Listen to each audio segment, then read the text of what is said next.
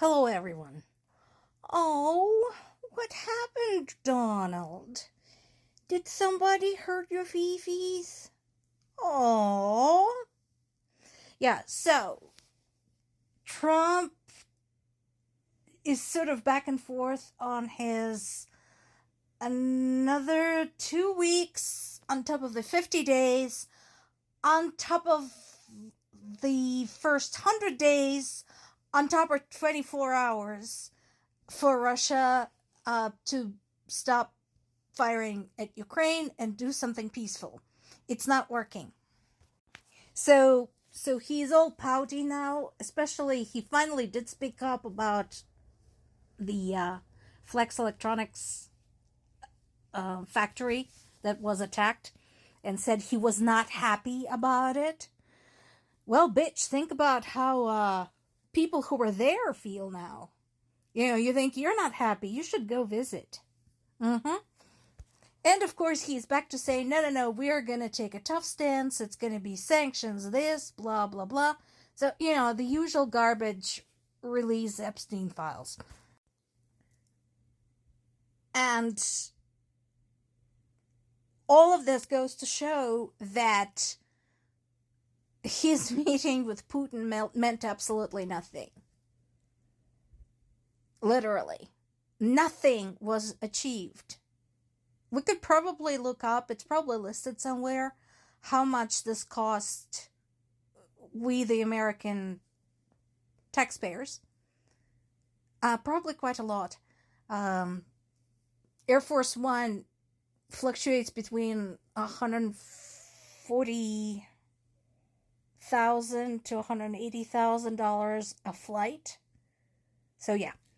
Anyway, so that is going on. I don't take a lot of credence in any statements of his that he's actually going to do something productive. This is all just theater.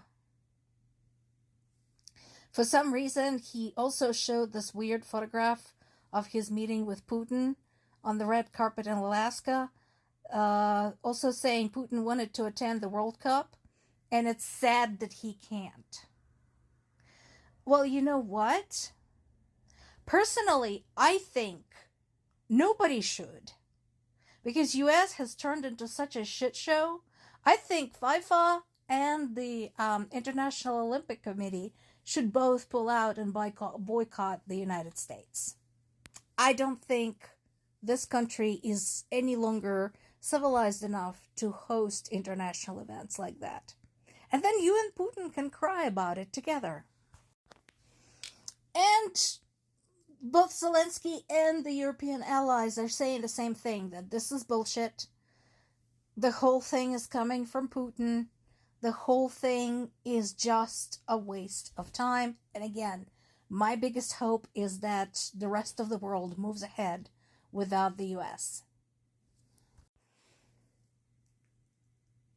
The idea of a meeting directly between Zelensky and Putin is routinely shut down by Kremlin. Lavrov, Russia's foreign minister, whom I hate with a passion, said that such a meeting can only take place if the agenda is ready, and the agenda is not ready. Translation, we're not interested unless Ukraine surrenders. That's what they're all saying, basically. So, Ukrainian government continues to work with NATO, meeting with the NATO Secretary General Mark Rutte, meeting with European allies, working with them, and demanding security guarantees that are not lame. Of course, everybody is thinking back to the ill-fated 1994 Budapest Memorandum, which basically ended up being worth less than the paper it was written on. Because two things were on there. Russia's promise to respect Ukraine's sovereignty. Remember, this was 3 years after over 90% of Ukrainians voted to split away from the Soviet Union. right? So the message was clear. And America's guarantees to protect Ukraine should anything happen, which, considering the neighborhood, it was quite possible. So that all turned out to be bullshit. Ukraine is not interested in that kind of shit anymore. They want to understand what it means when Europe or US say security guarantees, specifics, how it's going to be enforced, how it's going to be carried out, and so on and so forth. Speaking of security guarantees, so somebody mentioned that in order for Ukraine to become a NATO member, all of the NATO members would have to agree, and there's some who will likely refuse. US might be one of them, actually, but also Hungary, Turkey, possibly Poland. And I am not saying that that's wrong. I agree. That is a problematic issue. Turkey, we know Erdogan only cares about Erdogan. Hungary, we have Orban, who is basically Putin's mini-me. And Poland, as I mentioned in the past, Poland has a very tumultuous, sometimes violent and bloody history with Ukraine. They have all both pounded each other plenty. There's been a lot of war, betrayal, and there is the question of a horrific page in Ukrainian history known as the Volhynia Massacre. And Ukraine has yet to formally apologize to Poland for what happened at the time. If you don't know what I'm talking about, look it up. It's Volhynia, Volyn, massacre. Look it up. It's horrible.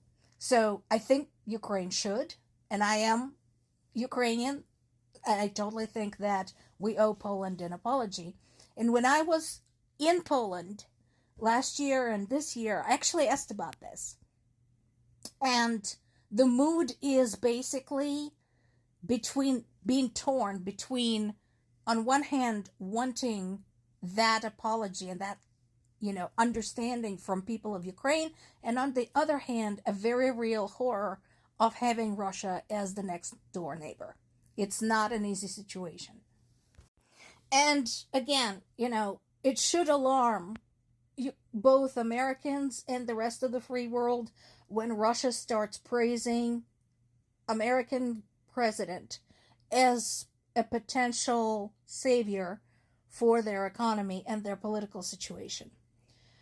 Ukraine is carrying on with business. They are once again targeting Russian oil industry, which they totally should because it feeds the military, in this case by hitting a pumping station for an oil pipeline. Now, this knocks out supply to Hungary and Slovakia, the only remaining EU members still using Russian oil. Oops. You guys are free to whine about it, or you can not support Russia anymore. Your choice. But the point is, the path of this oil line is such that it also supports Russian army. Anything that supports Russian army will be targeted as a military object. The Guardian summary on Ukraine and Russia today also talks about Yevgeny Prigozhin. Remember the dude who decided to try and turn on Putin? And then suddenly something happened to his airplane. Some details are now coming out. Apparently he's anticipating his demise. Personally, I think it was stupid of him to get on a plane. I think he should have tried and finished his mission and tried to get to Moscow. But that is all in the past. And again, it only goes to show anyone who ever allied themselves with Russia and then dared to speak up against Russia ended up regretting it. And that's why Ukraine is not interested. More to come.